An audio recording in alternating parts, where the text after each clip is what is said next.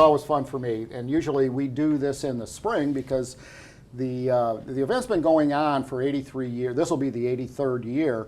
I think we had a year or two. Gene will straighten me out like he usually does about the Orange Cup Regatta.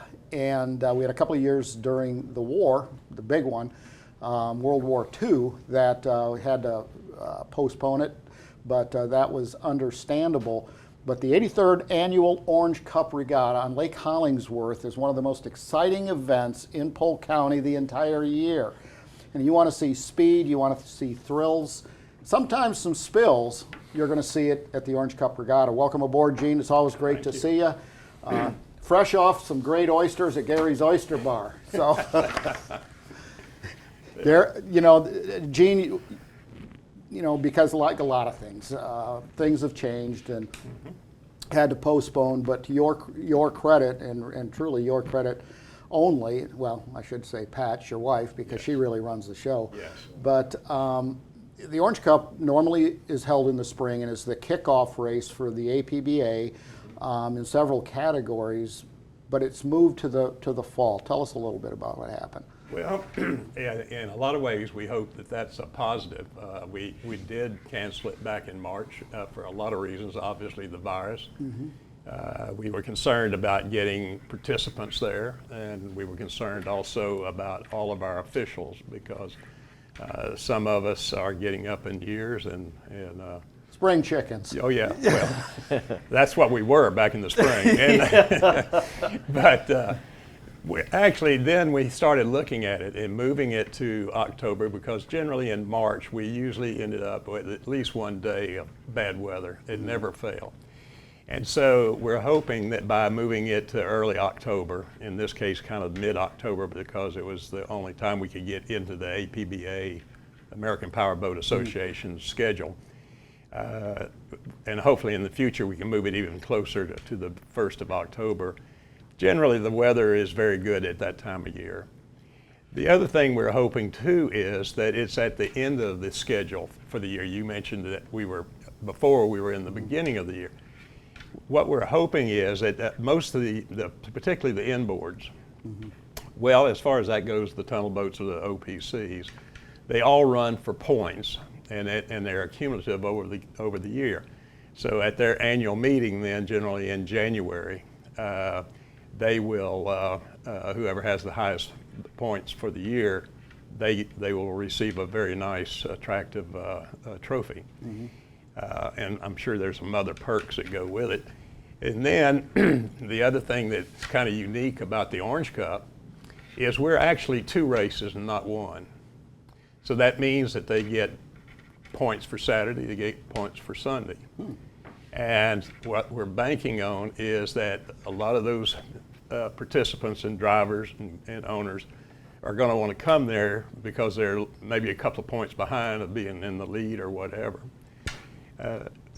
One concern we still have a little bit, and that is we get a lot of boats from Canada, and we're a little concerned about are they going to be able to get into the States to participate.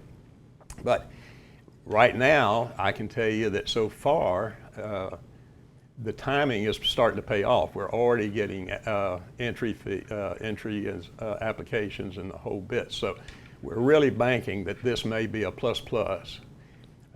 Yeah, we had to cancel it, but it's still a while. I mean, how do you cancel something with a history of the Orange Cup Regatta? It's virtually impossible. That'd be like telling the Detroit Tigers you can't come here anymore. Yeah. You spoke briefly there, you know, in regards to Canada, and I know this event brings people from all over the country. How many states do you think will be represented this year? I know you guys normally have a large amount. Well, generally, most of the states are up in the New England. Most of your inboard drivers now are from north of us. So most of our participants come from the east side of the Mississippi River. We have had them as far as Seattle, so last year, or the last race that we did. So, but that's primarily our market, yeah. In fact, we have what is called the East Coast Challenge, that we challenge the West Coast to come here. So, oh, wow. Okay. Yeah. You know, Gene, there's so many classes of boats that it's hard to, and almost 30 years I've been, around the Orange Cup and just love the action. It's a great family event. You can go down to Lake Hollingsworth, take the whole family. There's food trucks, there's just all sorts of entertainments, and Gene will, in a while, talk a little bit about getting into kind of the pit area where you can at least see some of the boats and all the cool stuff there, and even talk to some of the drivers.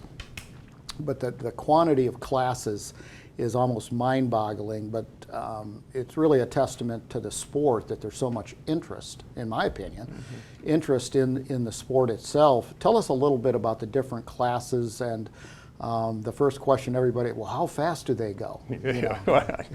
Well, they go pretty fast, and most of the classes are well in excess of 80 miles an hour. Wow.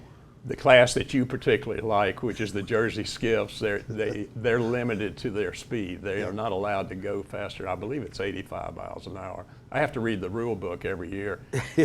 But we have a couple of classes that are good for 150 miles an hour in the straightaways. Wow.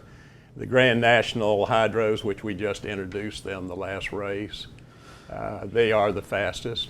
And the few boats that we were able to get here have gone back and told all of their folks that, hey, you need to get to the Orange Cup. So we're expecting a pretty good turnout. We have another class, which is that you're familiar with, which is the OPCs, which are the tunnel boats. Now, they do not run for records, and let me digress a minute. The course is set up for world records. And it's surveyed too. Well, it has to be surveyed. And then if a record is broken, we have to come in the next day and recertify it to make sure that nobody moved a buoy or anything. Okay. The OPCs strictly run for points, and they run a whole different race course. We have to set up a different course for them. They love 90-degree angles, and they can come up on those things wide open and put that nose down and it's actually spin around the buoy. We've knocked that up a little bit in horsepower this year. We've gone from 150 to 200 horsepower. Ooh. So these are all tunnel boats. In fact, most of our classes, with the exception of the Journey Skiff and what we call the Sportsman Advanced, which is a SAE, they have open cockpits, but all the rest of them have enclosed cockpits. They're on oxygen. They are attached. They have two-way radio. They're talking to their shore people constantly. So we have to get into, and this is the part that I always like to talk about, Mark, and that is safety. I mean, that is the number one priority. We have to have ambulances on site. We have to have 4 divers on the lake at all times, so that if we have a blowover, well, then they can get in, and they'll go around in the pit area beforehand and study everybody's hatches on how to get them out. Some of the boats nowadays are coming with hatches on the bottom of the boat. So if they're upside down, we can open that hatch and pull them out through the bottom of the boat. Okay.